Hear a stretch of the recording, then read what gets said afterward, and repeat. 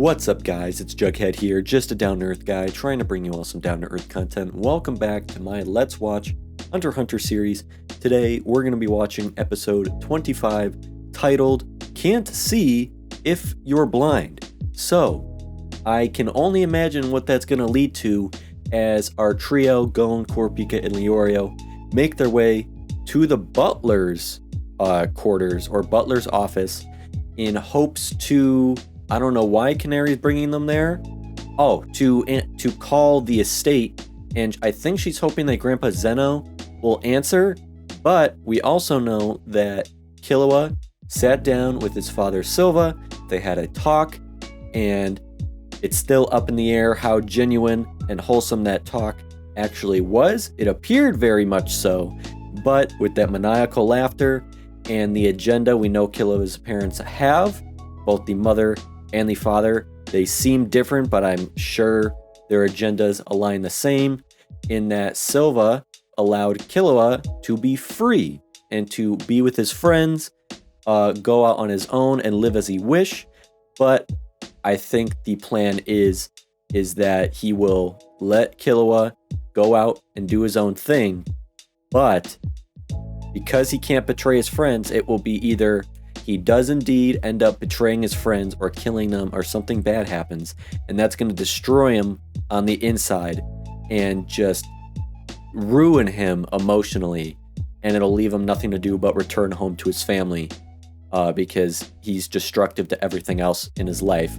Or he ends up staying friends, doesn't betray his friends, is completely loyal to them, and it shows his family, his father, and everybody that he's not cut out to be an assassin. So either way, you learn some very valuable information, and it kind of works out in either way for Silva and the family. One, they get their son back. Two, they realize he's no son of theirs and no family member of the Zoldicks. So let's get into episode 25 to see who's not going to be able to see, who's going to be blind, and what's going to bring that upon whoever is the victim as we approach the butler's house, because I'm sure those butlers are either not on the same page as the family, or they have the same agenda as them, and they're just gonna be like, nah, you're not seeing Killua, and I'm gonna do whatever it takes not to, and this is how I'm gonna blind your ass. So let's see what happens. So let's watch Hunter x Hunter episode 25, Can't See If You're Blind, starting in 3, 2, 1, let's watch. This is, like I was saying, his father allowing him to be free, but saying, do not betray your friends. One thing, as you already have noticed, if you're seeing the subtitles, I'm trying out a new website to watch Hunter x Hunter, because like I've complained in the past 3 episodes so far, the buffering and playback on Crunchyroll is so bad that I'm trying to find a new player, because Hulu doesn't have as good subtitles, as you say, translations. Crunchyroll is good, but the buffering is so awful. I'm trying this out. And the subtitles are the exact same as Crunchyroll's, just a different font. That's literally it. So I'm pretty hyped about what I've discovered. We are on our way to the butler's office, if I'm correct. Canary is leading us the way. They're tired. She just got knocked in the head by whatever weapon the mother had. Oh, she's gonna tell the head butler not to allow Killua to see his friends, or the other way around. Why does everything have to go around you? So Goto is the head butler's name. Okay. He does look like a badass.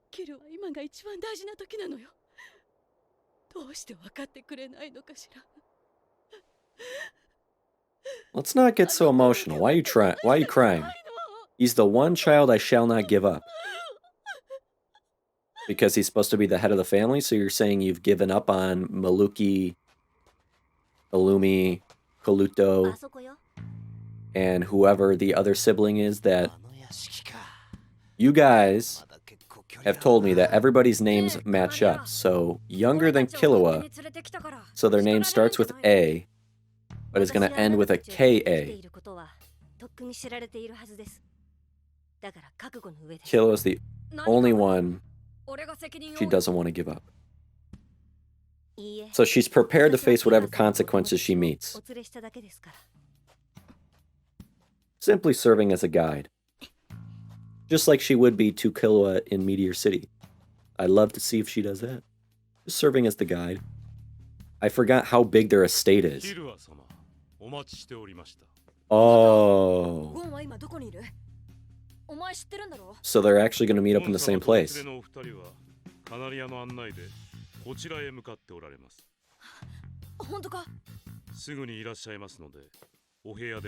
That butler is going to be like, yeah, you're not entering. You're not getting to Killua.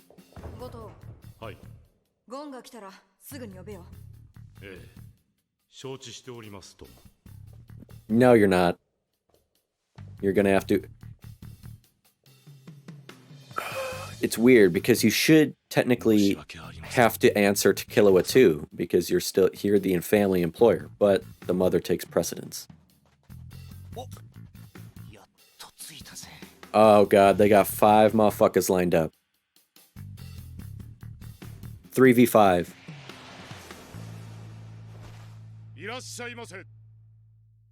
Oh, very distinctive that he's the head butler, because he is the red stone lapel, or whatever the hell you want to call that. Has asked us to treat you as official guests. The first of your guests you've probably ever had. Again, so manipulative, just like the father. Playing nice, but they have their own agendas.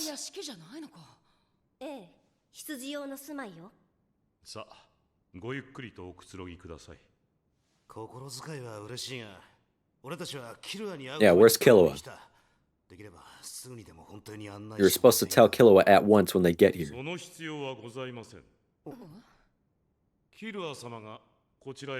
You liars! So annoying.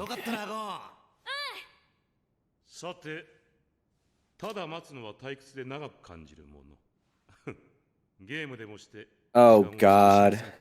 What's this game gonna be?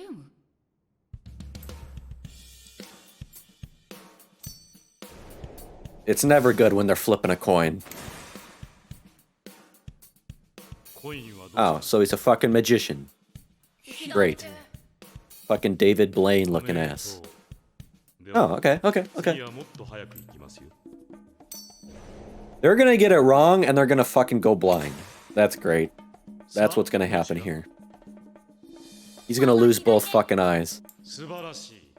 Yeah, doesn't Gon have great abilities? Like, he should be able to see it perfectly. Oh, never mind. That's fucking impossible. Except if Gon, if someone's gonna get it right, it's gonna be Gon. Gon should be like, oh, I saw that, no problem.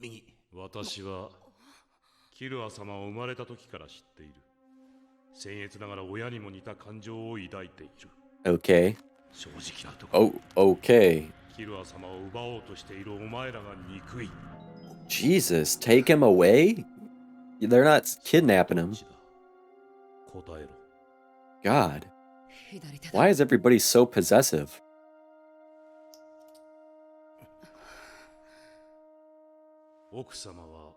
He crushed the coin in his hand.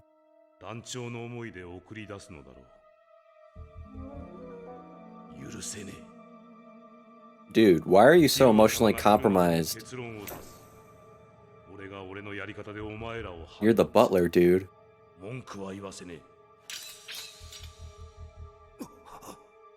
Well, oh god, even her? What the hell?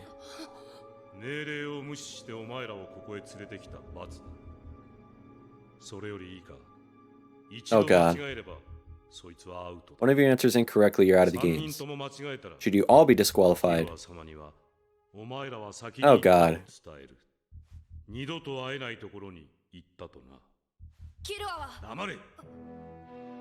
Oh god, this music. When this music plays, it is not good. He's gonna pop a blood vessel in his forehead.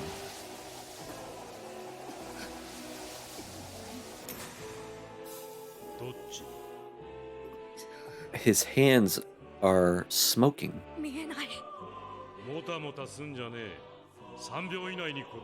Oh god. Just answer left every time. Oh, Jesus. What? Oh, it's forcing you to make rash decisions. Oh, and it's going to be majority rule again.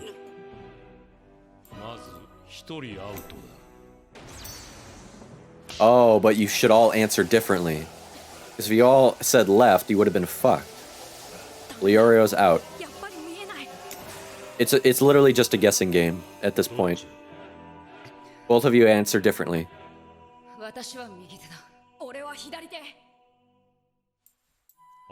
It's all up to Gon. Only fitting.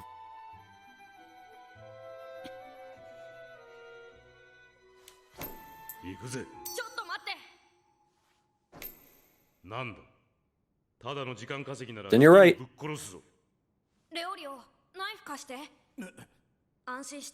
Ooh, what's this man gonna do? Why'd you take your eye patch out? What the fuck?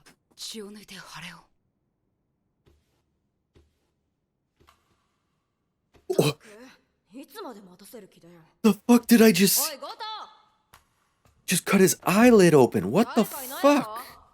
Does he think that if he has both eyes, he's gonna be able to see? Yeah, go check it out. Oh, okay, I freaked the fuck out. When I see a kid take a knife to his fucking eyeball, Jesus fucking Christ. Oh, he can see with both eyes now. Fuck yeah.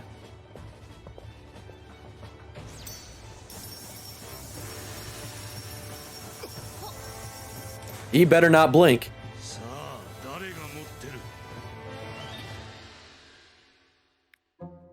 Wins, and then Killua's just gonna walk in like, what the fuck are y'all doing? And then Killua's gonna be on their side, and it's gonna be a 4v5, just battle it out. This man is too pale. Like fucking porcelain. Like a vampire. Oh! Ooh! Hell yeah. See? Hey. Oh! Hey!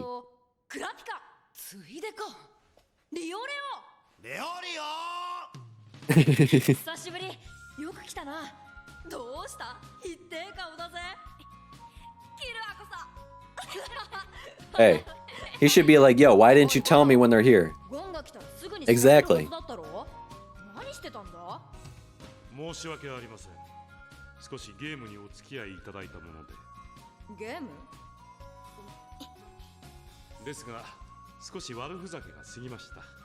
Yeah, cover your asses. God, everything's just a manipulation game.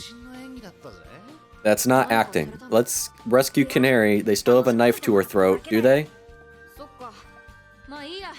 Why do they appease everybody? That's so annoying.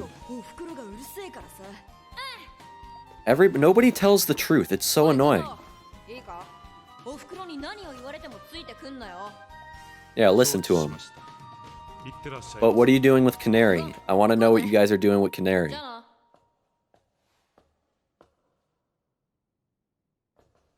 Please?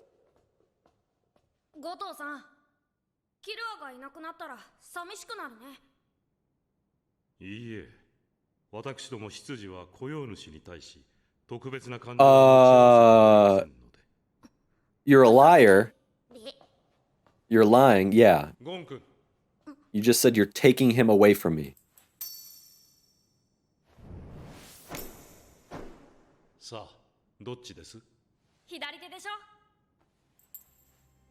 Uh-oh, uh-oh.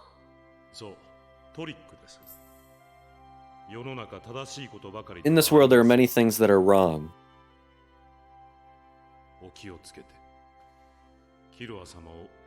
Oh, so it was a test to see if they're worthy. Everything is a test. The testing gate, they're the test, Canary's the test. But what's gonna happen to her? I'm worried about her now. They're about to slit her throat, but she's happy because Killua was rescued. Once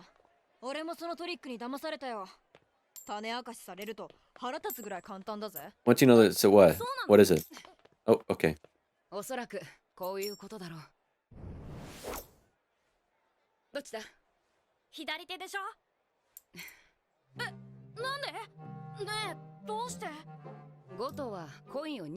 Oh, he would just hide the coin.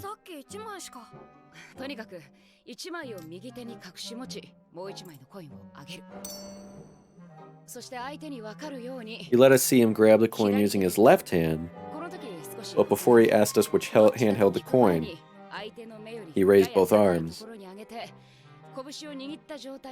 Ah. Kurapika just knows everything, huh?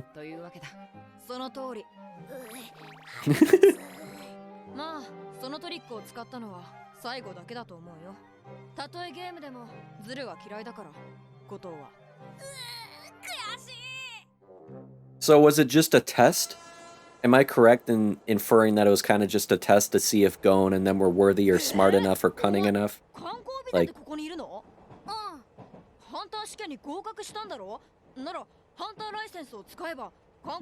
Yeah, you don't want...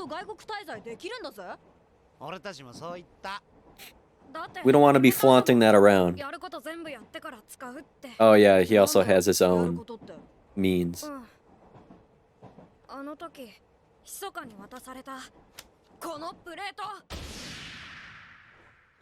He needs to give that back to Hisoka when he can punch him in the face. Yep, my memory is too good. I thought he said he doesn't want to use his hunter license until he's also repaid everybody back that got him to that point. Oh. So he's not going to go back to his family, and he needs to find Hisoka first.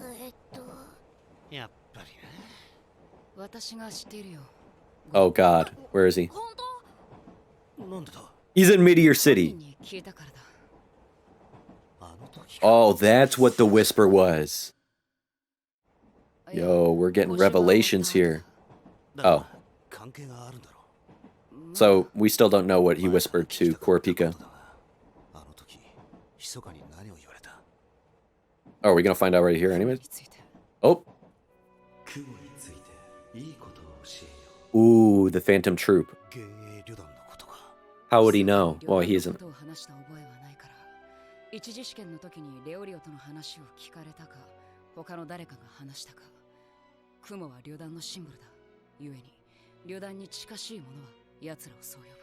Why does that look like Hisoka on all the way on the right side?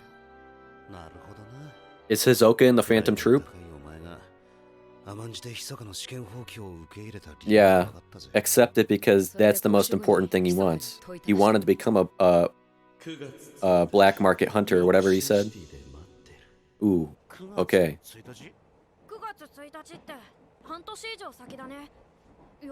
Got 6 months? Yorknew City? Ooh. So what are you gonna do for 6 months? So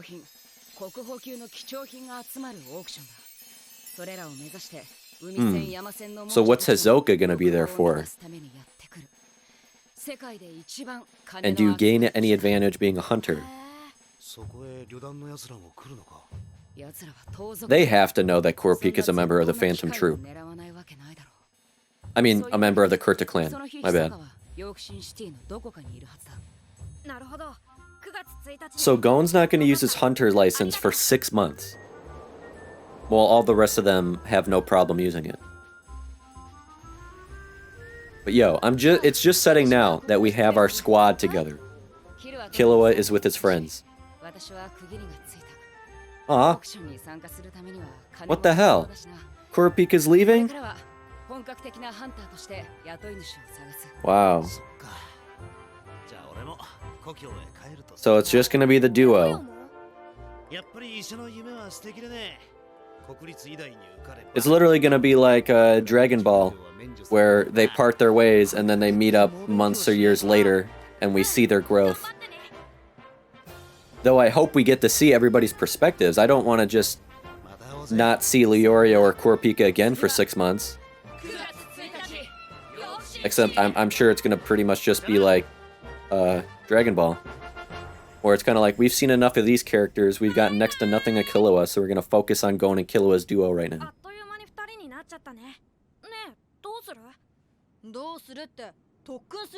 Again, wouldn't be a shonen without training.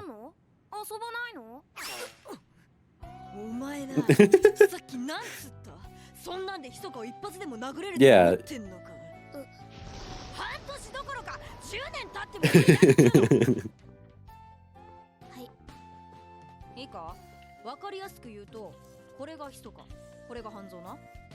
Yeah, the gap is gonna be so much different.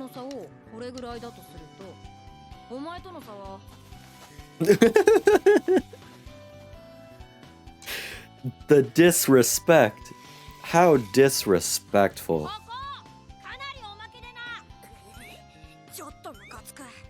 Hey, if you're gonna have a good trainer, have it be Killua. Are you serious?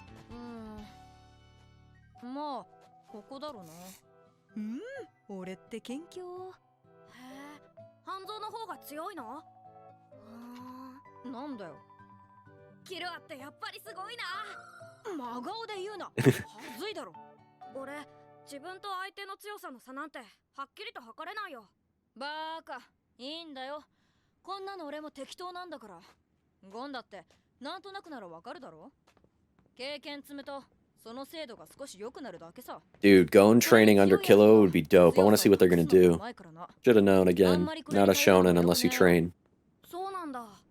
Kind of a bummer that we're not a squad anymore, though. I'm kind of sad.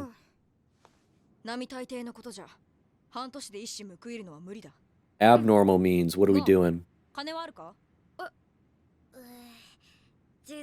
Yeah, dude, he's like 12. What kind of money do you have? But you're a hunter. Don't you get a shit to... Oh. Killua was not a hunter. Ooh. Heaven's Arena arc? Is it gonna just be like an arena where you just fight and the more you progress, the more you earn money? Or like someone buys you and you're their fighter? Kind of like NASCAR or racing or boxing or whatever. People bet on you, I guess. Maybe you get a cut. Who knows? So this is the Heaven's Arena arc, and I think you guys said it's really good. So let's discuss. First of all, let me know how you like this new site and the player I'm using for Hunter x Hunter right now. I really like it personally. Hopefully you guys do too.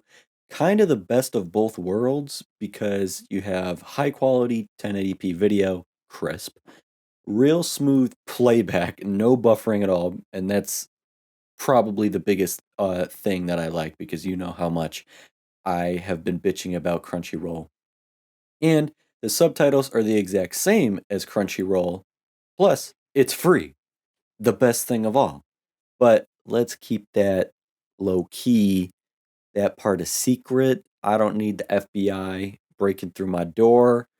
I might end up using this for the rest of the series and my other Let's Watch anime series, but I digress. I just want to get your guys' opinions on it so I can be confident and assured that it's okay that I keep using this player for now, at least.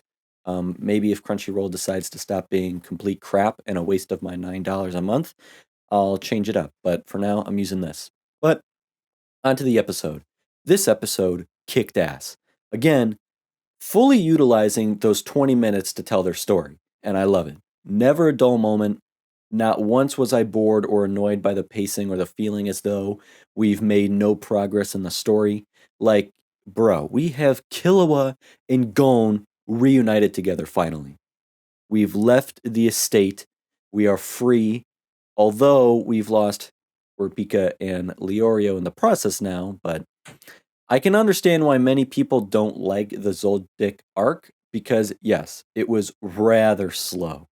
You're stuck for like, what was it, 3 episodes at least at this estate just trying to get to Killua, And I can see people just being like, Jesus, can we just move on from this already? Because honestly, if this wasn't the last episode of that little mini unofficial arc right here, I would have been right there with you with that sentiment and like, get me out of this place already. I would have been getting really bored and annoyed too. But so the narrator does say that Killua admires his father. This is the first thing that happened in the episode, the first thing I want to talk about, which is what I was wondering from last episode with how different Killua treats his mother and his father. It's very clear he despises his mother, but I couldn't discern whether or not he has such opposite feelings towards his father, Silva. But here, I'm told he does admire him, looks up to him, respects him. However, maybe that could change if he learns more truth that was previously hidden from him about his family and his father. Who knows? But man, does every episode just make me hate the mother more and more. Not only is she just super weird and creepy, but she's just really simply awful. Such a bitch. Also, really weird the dynamic her and the head butler have. I was gonna say the father, but I'm talking about her and the head butler, the dynamic they share. Like, why are you guys so close? I've never seen an employee-employer dynamic like this, where they just meet at this gazebo and she just vents and complains and lets out her emotions to him. It's weird. Like, I almost want to ask, like, yo, you guys having an affair or something? Do you guys have a history? Is that why Illumi looks nothing like his father? Hell, with that black hair and gray pale skin, Illumi looks more like the butler than Silva. Okay, I'm just gonna be honest. We need to get Mori up on this. It is just weird how open she is with him. Maybe he's just like the only one who listens, but that would more just be because he's paid to do that and obligated to. But she just sounds so possessive, like saying the men allowed him to leave again. What's wrong with the men? And she says father is just as guilty. He released Killua without permission.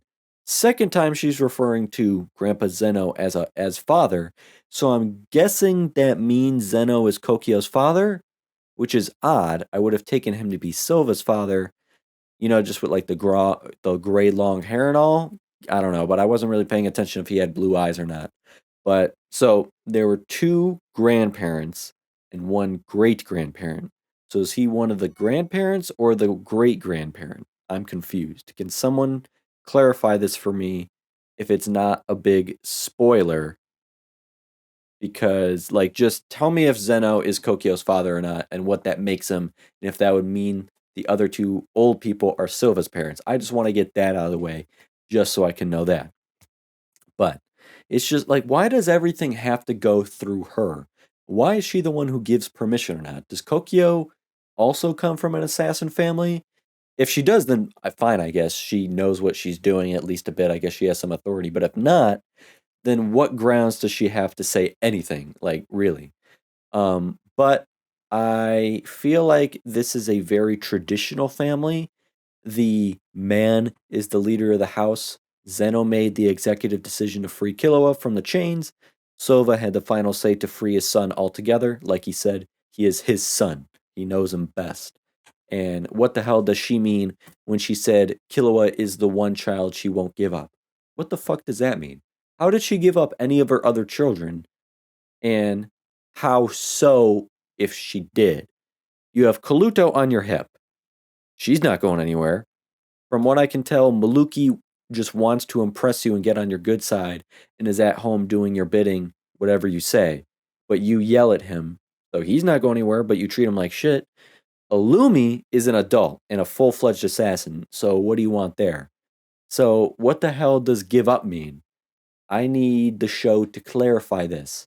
Or is it one of those times where the manga explains this, but it gets lost in translation and transformation in the anime because that was just so vague and I can't really explain it.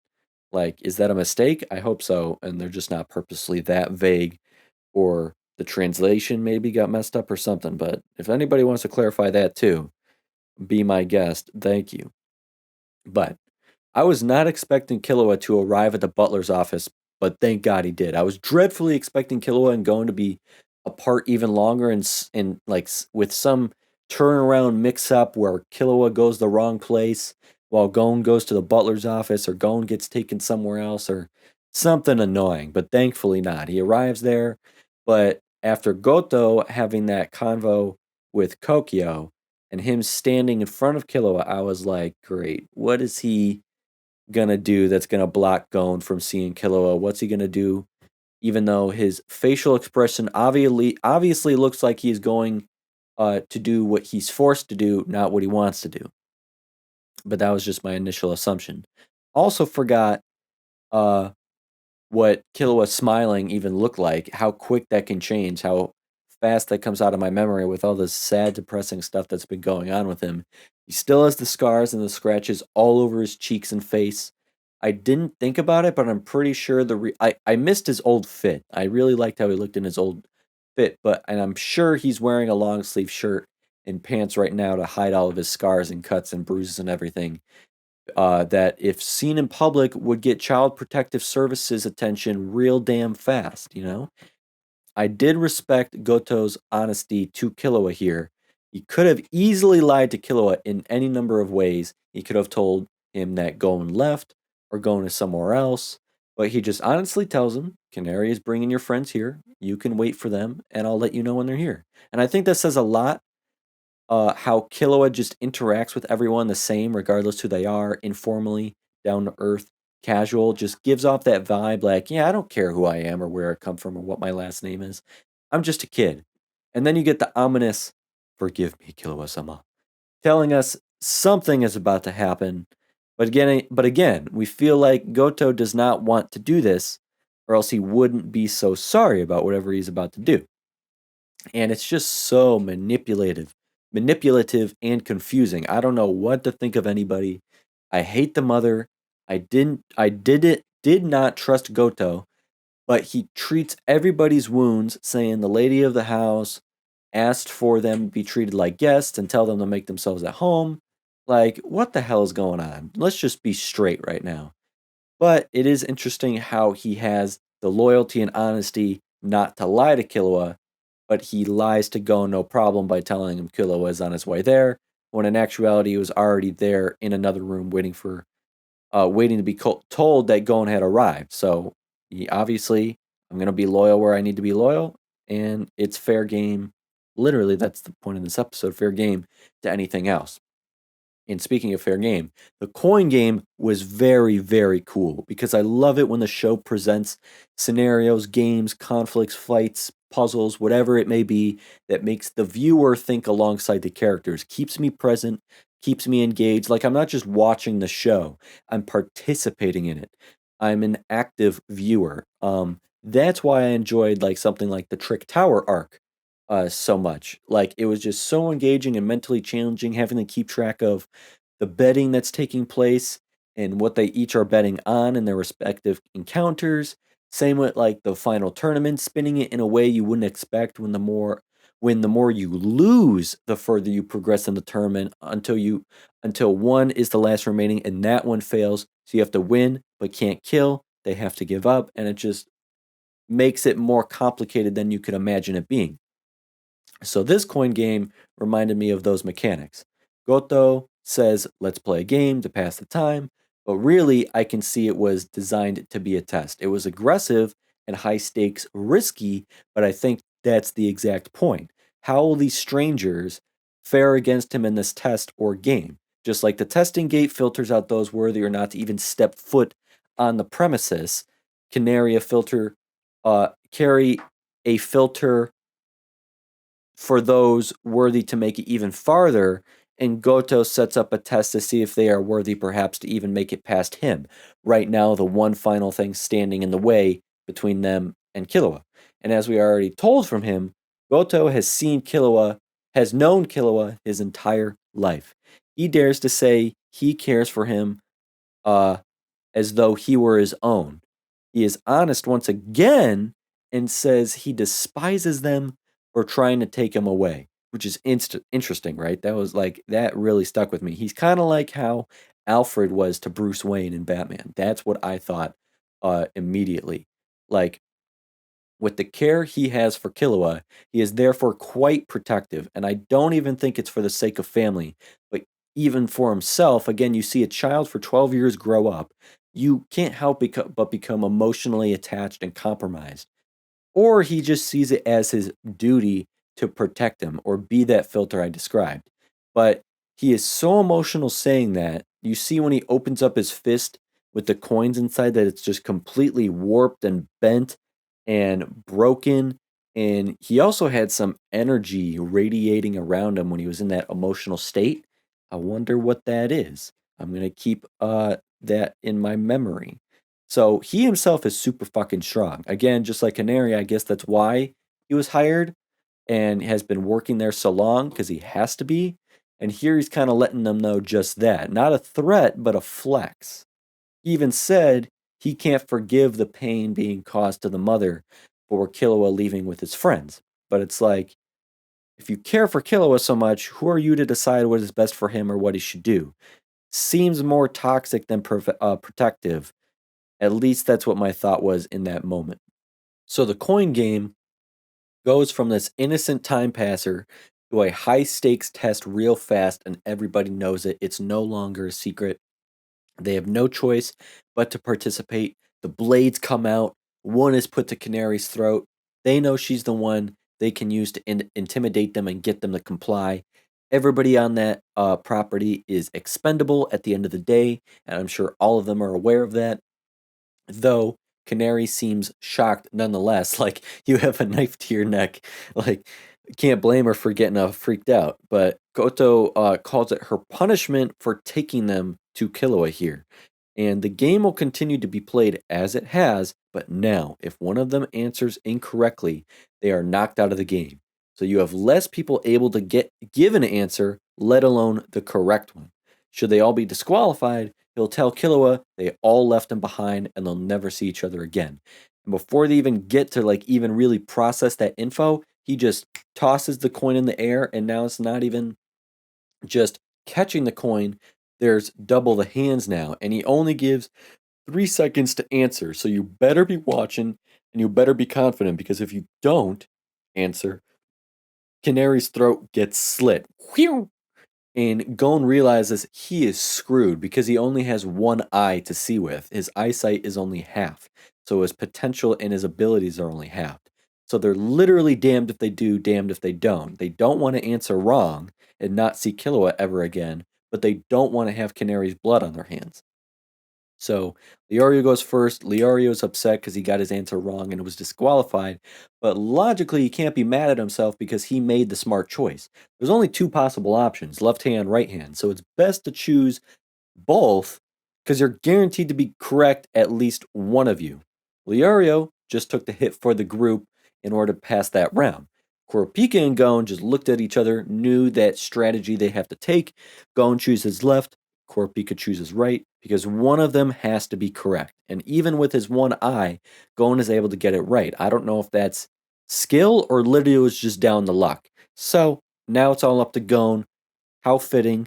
They came there for Gon to get his friend. Now it's up to Gon to find his friend and actually get him back. And Gon realizes he has to be perfect here, which means he can't be playing at a disadvantage, which he obviously is with his swollen eye. He's threatened with one of his friends being killed if he tries to buy time, but Gon, when he says stop, he asks Leorio for his knife, promising he ain't gonna do anything stupid, and I just freaked the fuck out here. I can't help it. If I see someone put a knife up to their fucking eye, and I'm gonna wince and be squeamish because that shit is like fucked up. Just says he isn't gonna do anything stupid, then takes a knife to his eye and slices his eyelid with no hesitation. I had no idea why he did this. I didn't even know something like that. Possibly taking like the swelling of his eye down by pouring the blood out would relieve the pressure. Like, what? And I can easily say that thought has never crossed my mind before for sure. So you learn something new every day. Not going to try it out for myself. But now, Gon is at 100%. We know his capabilities, his speed, his cunning, his reaction time. He had his confidence back, and we have our confidence back. The game is on, his confidence is maxed out. doesn't hesitate for a second, let alone 3 to answer correctly. Goto can see like this, so he brings the other 2 guys to stand beside him, and now it's 6 hands that Gon has to follow and guess from. And somehow, some way, Gon just being Gon guesses correctly, and it's not even any of them in front of him. It's the motherfucker behind him. Like, how did you even get that? Like, did he sense his sweating? Did he feel or sense something? And I think it's like right then and there that Goto decided these people are worthy. They've earned their stay, and maybe Goto could gain some assurance Killua would be in appropriate, capable hands or beside appropriate, capable peers. Because you can see when Killua walks into the room and Killua and Gon are laughing together, joking to each other about their cuts and their bruises. The camera cuts to Goto's face, and he kind of has a smile on his face. To me, conveying a little bit of happiness, seeing Killua have a friend, and me smiling and laughing. He's probably, who knows if he's ever seen that before out of Killua. And if he cares about Killua as much as he would his own son, you can't help but feel happy in that moment. And I think that's what we saw there. Though I still can't decipher whether or not that was indeed legit or just a joke like Goto said that the whole thing was. I thought he was honest. Was he honest? I don't really know. Or was he lying? He says it was just a poor joke and apologizes for the aggravation that he might have caused. Like, was that all acting? Like, the seriousness, the putting a knife to Canary's throat, I personally just can't see that as being fake, you know? But Gon says they were just entertaining them. And this is either naivety or he just goes along with it because, like, it doesn't matter anymore. He's with his friend now. He's seen Killua. Why bring up drama or make it more than it is? Let's just get the hell out of here. I still think they're going to follow him, even though Killua expressly said not to. And I do believe all of that was legit because when Gon asks Goto if he'll be lonely after Killua leaves, Goto says no, he doesn't have any emotional attachment to his employers, which Gon knows is a fucking lie because it contradicts exactly what he said uh, just a few moments ago. And I think Gon is very good at picking up on people, picking up on lies and truth and reading people. So Gon just calls him a liar to his face. And if he was lying about that because of what he said during the test, that he cares for Killua like his own child, then everything alongside that would have been legit too. So all of that was for real. There was no joking around with putting a knife up the Canary's throat or threatening to kill one of your friends. So some serious stakes for sure.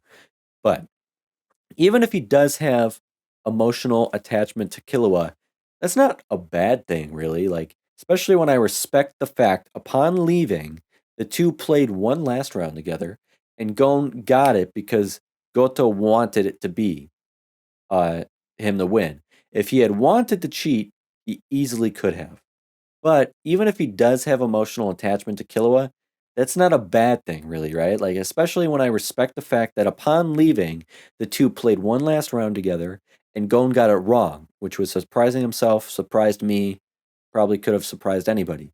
Goto wanted to show Gon that the coin game was fair only because Goto wanted it to be. If he had wanted to cheat, he easily could have, and Gon would have lost.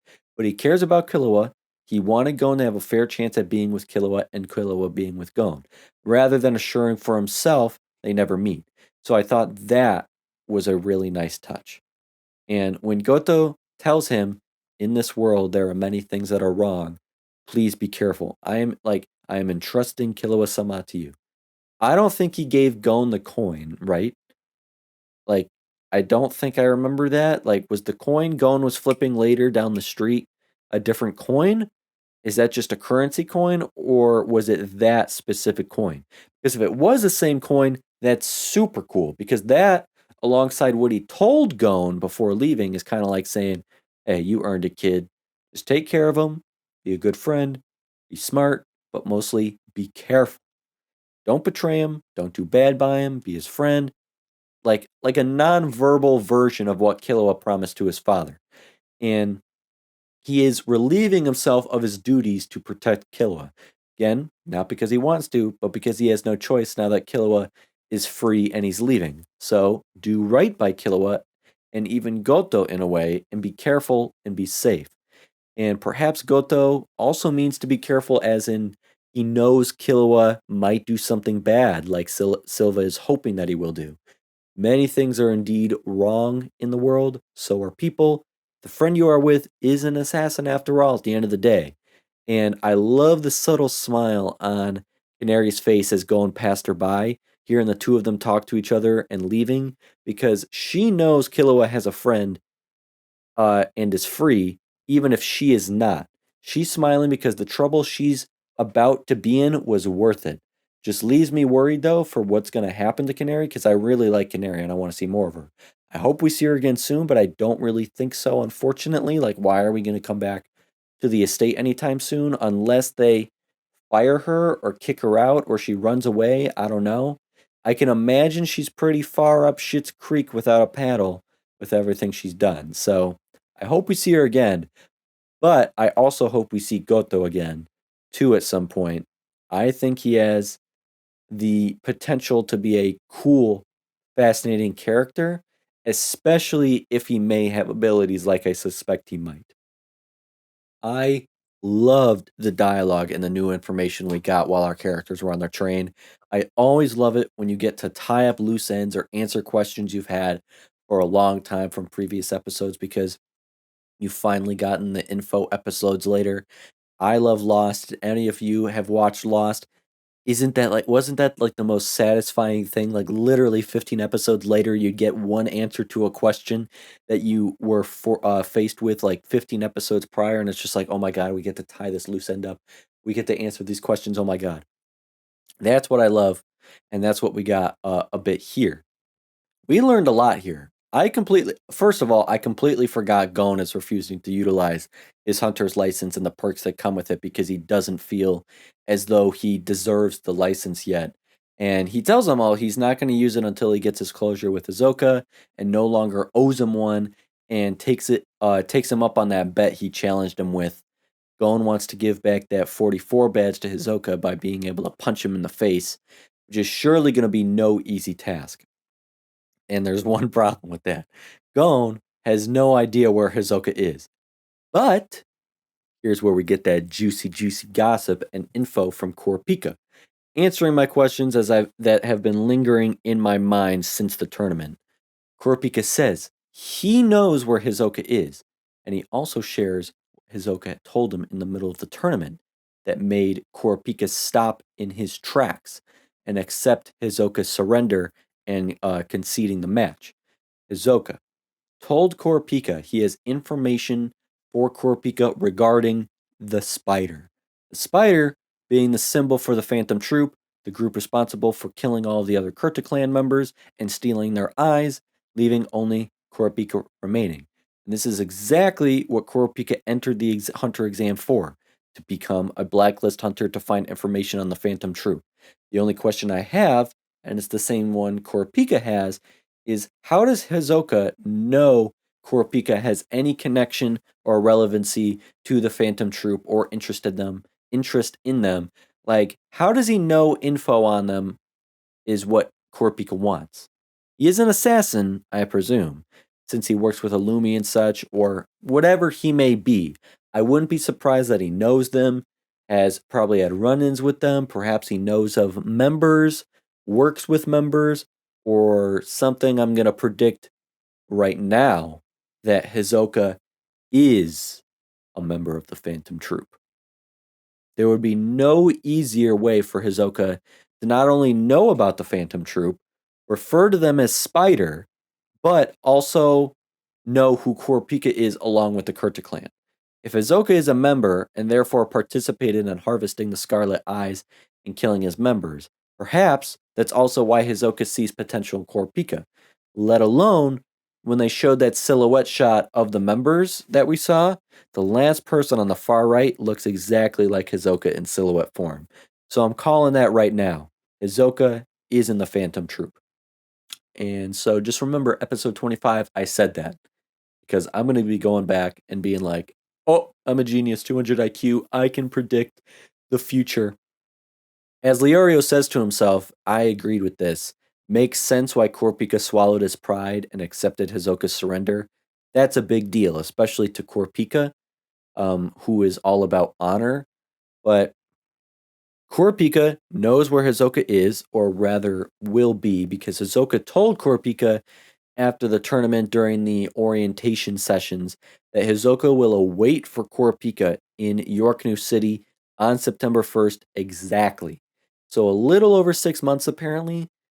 Apparently the world's largest auction takes place in Yorknew City starting September 1st, and you can just imagine what crazy, sketchy, wealthy, dangerous, greedy people from all walks of life that that kind of auction can attract in order to buy any number of unusual, rare, expensive, highly sought after goods and items of all kinds.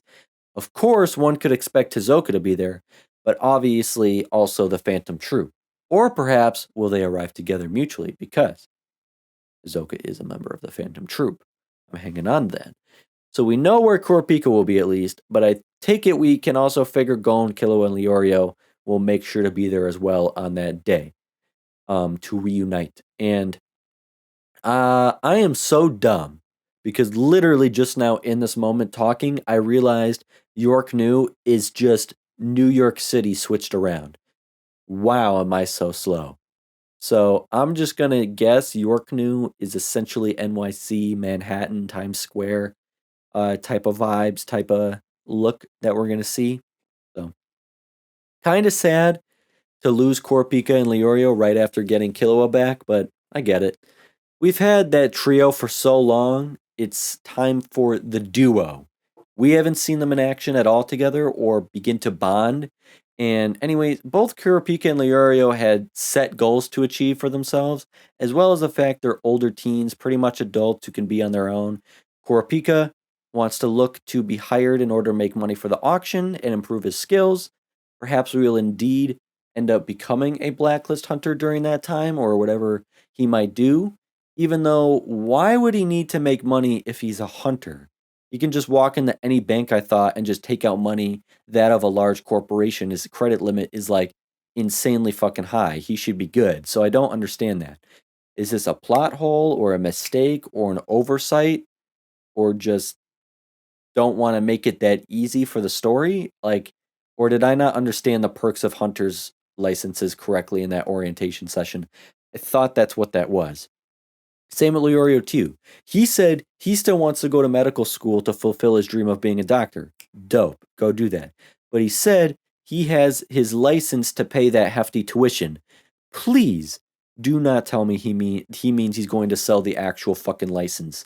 And he instead means he's indeed going to use the perks that come with it and take out a loan for whatever's necessary or something, right, to cover the tuition. Like, were these motherfuckers not paying attention during orientation?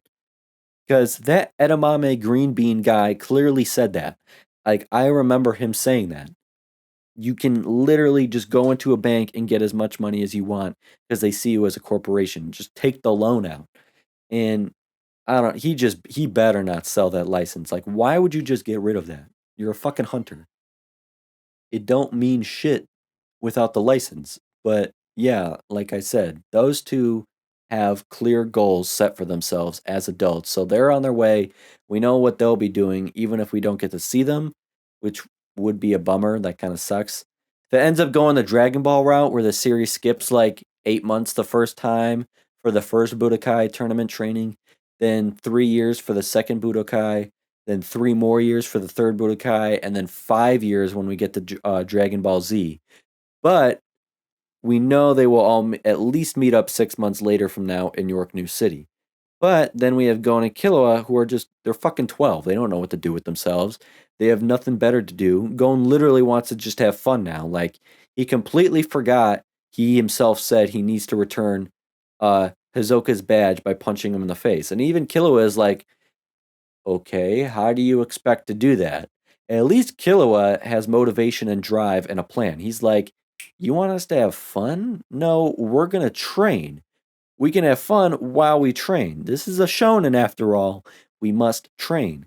And it's obvious to Killua. Good on him for being the disciplined one. No surprise being the assassin, he has the work ethic and the motivation and the discipline. He wants to train and be strong, especially if he does end up taking the hunter exam again next year. You have 6 months until the auction, then after that 6 more months until I assume is when the hunter exam comes up available again. So, Gon, it's interesting. Gon rescued Killua, but it's Killua who is teaching Gon. And that would be a really cool dynamic to see. Gon taught Killua what friendship was, and Gon gave him a friend and taught him what it means to be a friend and have a friend. And I could see it almost like Killua wanting to repay that or value that by giving Gon's by being Gon's teacher or trainer, like the Master Roshi to Goku. And I also think it's really interesting how much Killua likes to naturally fit into that teacher role. First, he did it to Canary, wanting to teach her the rhythm echo technique. Now, here, teaching Gon the importance of training and explaining him the skill gap between him and Hisoka. And Gon is humble enough to admit it how amazing Killua is, which is embarrassing to Killua. I like that little thing right there, where Killua can still get embarrassed by something that simple. So, to Gon, it doesn't even click that he has to train. It's not even out of ego or confidence, but just out of naivety and innocent ignorance. Like he even said to Killua, he can't tell the difference in strength between him and his opponents. So he's open to admitting his flaws, which is good. And Killua is open and enthusiastically willing to explain and be a good teacher to Gon. Like him reassuring Gon, he probably has a rough idea of what his opponent's strengths are. But the more experience he gains, the better he'll be at it. So he shouldn't have to worry about it. You can already tell years worth of his assassin lessons and training growing up as a Zoldyck is about to be passed to Gon in some way or another, and that's going to be sick. I also like that they're starting from scratch. Gon won't use his hunter's license. He has one, but won't use it. So he doesn't have money. I forgot that Killua didn't pass. He doesn't even have a hunter's license. He didn't even pass the exam. And I'm sure Killua would have money just by being a Zoldyck, but he didn't take or wouldn't want to use family money while he's free. Kind of just like an easy cop out move. So Killua is smart and knows exactly what to do to both earn money and, as he said, Gon. There's no way Gon can land a punch on Hisoka just training under normal means for 6 months. So also knows how to train very well while earning money, training under abnormal circumstances and conditions.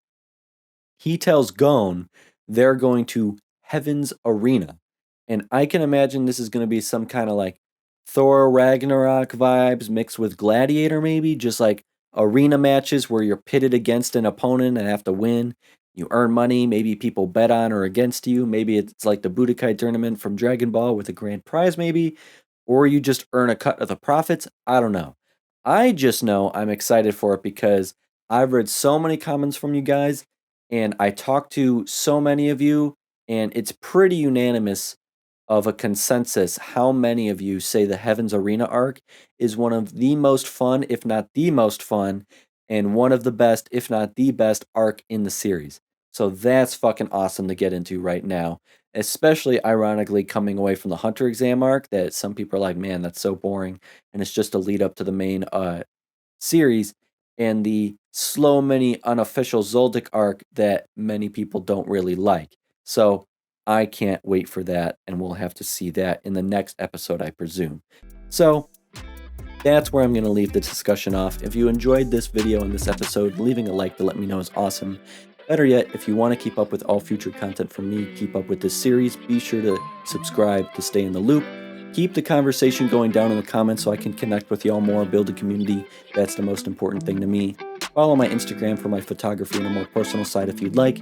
Having said that, and with that said, so long, farewell, until next time, thank you, be happy, and I hope you have a good one. Peace.